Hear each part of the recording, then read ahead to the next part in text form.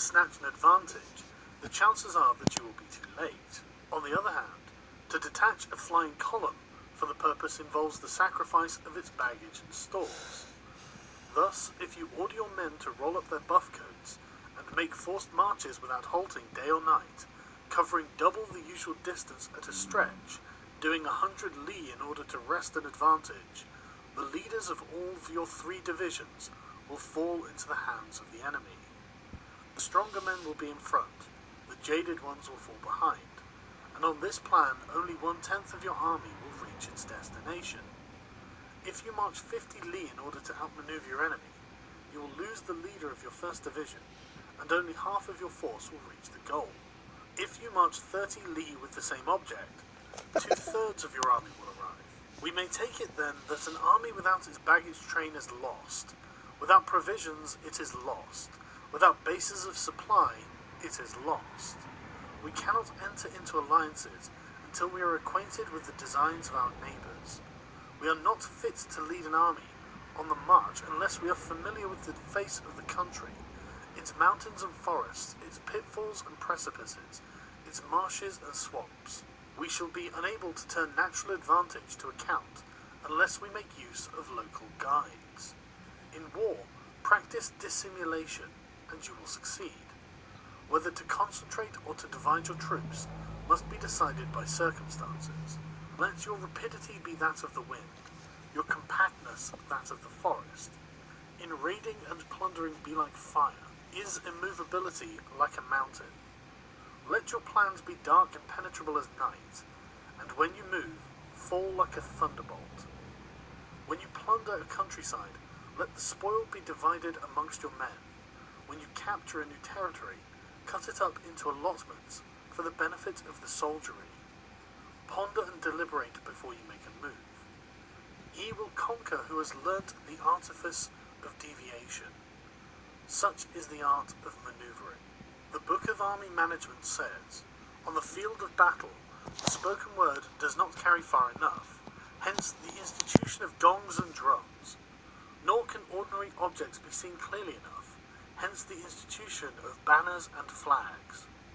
Gongs and drums, banners and flags, are means whereby the eyes and ears of the host may be focused on one particular point. The host thus forming a single united body, it is impossible either for the brave to advance alone, or the cowardly to retreat alone. This is the art of handling large masses of men. In night fighting then, make such use of signal fires and drums, and in fighting by day, of flags and banners, as a means of influencing the ears and eyes of your army.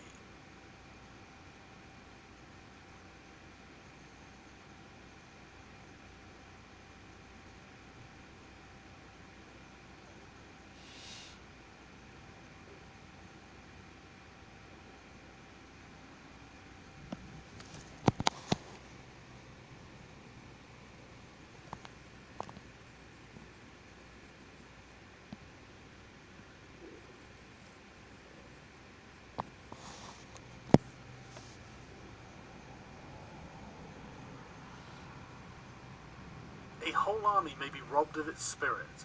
A commander-in-chief may be robbed of his presence of mind. Now a soldier's spirit is keenest in the morning. By noonday it has begun to flag, and in the evening his mind is bent only on returning to camp. A clever general, therefore, avoids an army when its spirit is keen, but attacks it when it is sluggish and inclined to return. This is the art of studying moods. Disciplined and calm, to wait the appearance of disorder and hubbub amongst the enemy, this is the art of retaining self-possession. To be near the goal while the enemy is still far from it, to wait at ease while the enemy is toiling and struggling, to be well fed while the enemy is famished, this is the art of husbanding one's strength. To refrain from intercepting an enemy whose banners are in perfect order, to refrain from attacking an army drawn up in calm and confident array, this is the art of studying circumstances. It is a military axiom not to advance uphill against the enemy, nor to oppose him when he comes downhill. Do not pursue an enemy who simulates flight. Do not attack soldiers whose temper is keen. Do not swallow bait offered by the enemy. Do not interfere with an army that is returning home. When you surround an army, leave it an outlet free. Do not press a desperate foe too hard. Such is the art of warfare. 8th, variation in tactics. Sun Tzu said, "In war, the general receives his commands from the sovereign and collects his army and concentrates his forces. When in difficult country, do not encamp.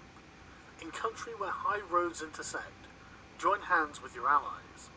Do not linger in dangerously isolated positions. In hemmed-in situations, you must resort to stratagem. In desperate position, you must fight.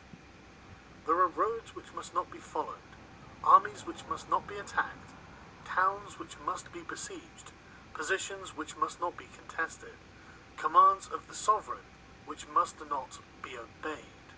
The general who thoroughly understands the advantages that accompany variation of tactics knows how to handle his troops.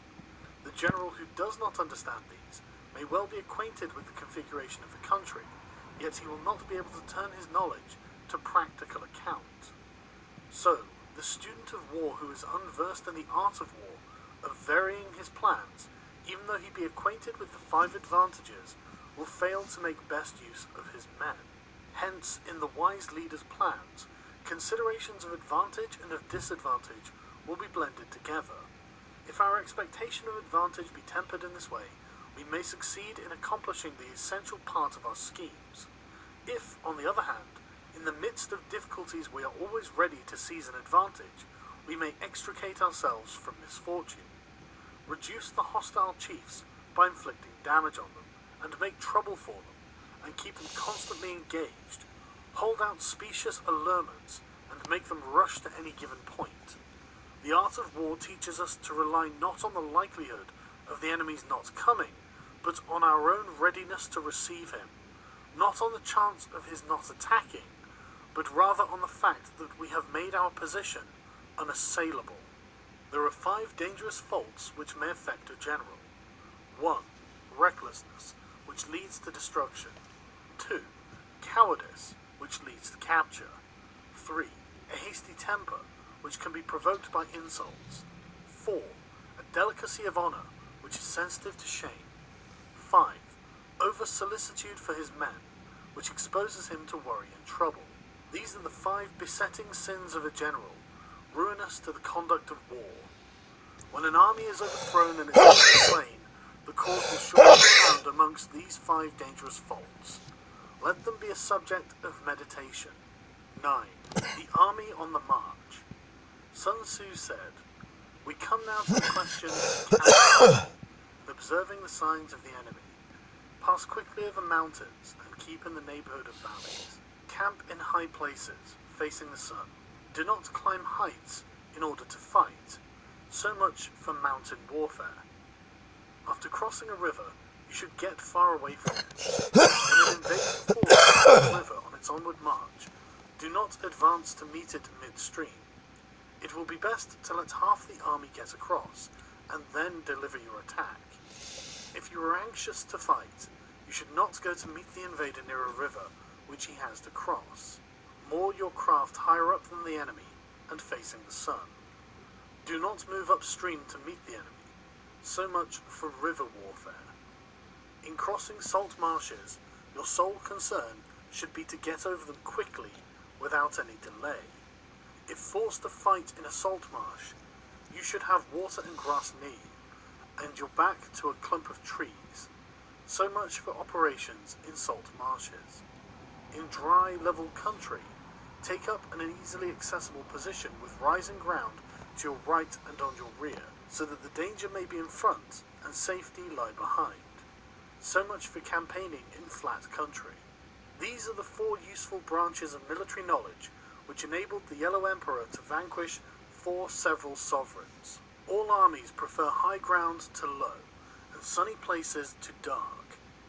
If you are careful of your men, and camp on hard ground, the army will be free from disease of every kind, and this will spell victory. When you come to a hill or a bank, occupy the sunny side, with the slope on your right rear. Thus you will at once act for the benefit of your soldiers and utilize the natural advantages of the ground. When, in consequence of heavy rains up country, a river you wish to ford is swollen and flecked with foam, you must wait until it subsides. Country in which there are precipitous cliffs, with torrents running between, deep natural hollows, confined places, tangled thickets, quagmires, and crevasses, should be left with all possible speed and not approached. While we keep away from such places, we should get the enemy to approach them. While we face them, we should let the enemy have them on his rear. If in the neighborhood of your camp there should be any hilly country, ponds surrounded by aquatic grass, hollowed basins filled with reeds or woods with thick undergrowth, they must be carefully routed out and searched, for these are places where men in ambush or insidious spies are likely to be lurking. When the enemy is close at hand and remains quiet, he is relying on the natural strength of his position. When he keeps aloof and tries to provoke a battle, he is anxious for the other side to advance. If his place of encampment is easy of access, he is tendering a bait. Movement amongst the trees and forest shows that the enemy is advancing. An appearance of a number of screens in the midst of thick grass means that the enemy wants to make us suspicious. The rising of birds in their flight is the sign of an ambuscade. Startled beasts indicate that a sudden attack is coming. When there is dust rising in a column, it is the sign of chariots advancing. When the dust is low but spread over a wide area, it betokens the approach of infantry. When it branches out in several different directions, it shows that parties have been sent to collect firewood. A few clouds of dust moving to and fro signify that the army is encamping. Humble words and increased preparations are the signs that the enemy is about to advance. Violent language and driving forward as if to the attack are signs that he will retreat. When the light chariots come out first and take up a position on the wings, it is a sign that the enemy is forming for battle. Peace proposals, unaccompanied by a sworn covenant, indicate a plot. When there is much running about and soldiers fall into rank, it means that the critical moment has come. When some are seen advancing and some retreating, it is a lure. When the soldiers stand leaning on their spears, they are faint from want of food. If those who are sent to draw water begin by drinking themselves, the army is suffering from thirst. If the enemy sees an advantage to be gained and makes no effort to secure it, the soldiers are exhausted. If birds gather on any spot, it is unoccupied. Clamour by night betokens nervousness. If there is a disturbance in the camp, the general's authority is weak. If the banners and flags are shifted about, sedition is afoot. If the officers are angry, it means that the men are weary. When an army feeds its horses with grain and kills its cattle for food, and when the men do not hang their cooking pots over the campfires, showing that they return to their tents, you may know that they are determined to fight to the death. The sight of men whispering together in small knots, or speaking in subdued tones, points to dissatisfaction amongst the rank and file. Too frequent rewards signify that the enemy is at the end of his resources. Too many punishments betray a condition of dire distress. To begin by bluster, but to afterwards take fright at the enemy's numbers, shows a supreme lack of intelligence. When envoys are sent with compliments in their mouths, it is a sign that the enemy wishes for a truce. If the enemy's troops march up angrily and remain facing ours for a long time without either joining battle or taking themselves off again, the situation is one that demands great vigilance and circumspection. If our troops are no more in number than the enemy, that is amply sufficient. It only means that no direct attack can be made. What we can do is simply to concentrate all our available strength, keep a close watch on the enemy, and obtain reinforcements. He who exercises no forethought, but makes light of his opponents, is sure to be captured by them.